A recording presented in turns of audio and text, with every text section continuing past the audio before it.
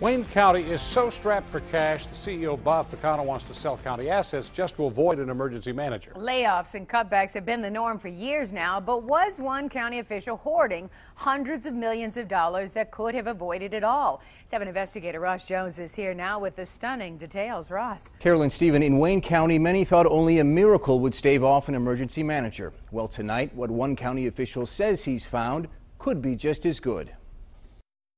If Wayne County's Auditor General is right, then this man has been keeping an awfully big secret.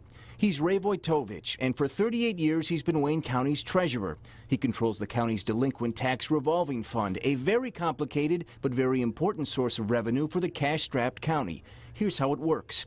When you don't pay your property taxes on time, it's the county treasurer's job to collect what you owe. He goes after your unpaid tax bill and adds on interest, penalties, and fees. That's considered profit and goes into the revolving fund. When the fund grows large enough, some of that money is supposed to be shifted to the general fund and be used to help run the county. Brendan Dunleavy is Wayne County's former Auditor General. During bad times, this account will do well. During good economic times, this account may not do as well. The question tonight is just how much cash is available today. Earlier this year, most believe that number was about $82 million.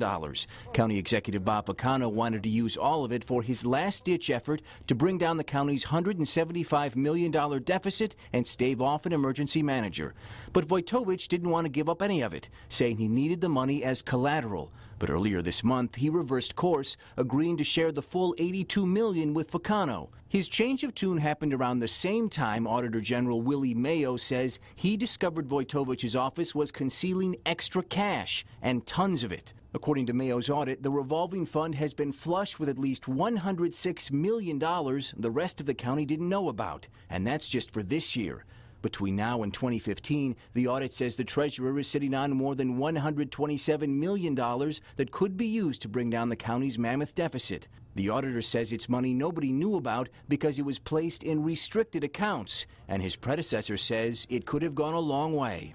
It's troubling because you've got employees out there that are getting furlough days. It's troubling because you have rape kits that are not being processed, and you have money that he's not telling you he's sitting on. Deputy County Treasurer David Szymanski says his department hasn't hidden a dime, that they've operated openly and honestly, and that many of the Auditor General's findings are incorrect. I'm not so certain that it is that he's missing something as much as it could be that he's got a political agenda of some sort. Really? I don't know. I don't know why he's saying the things he's saying.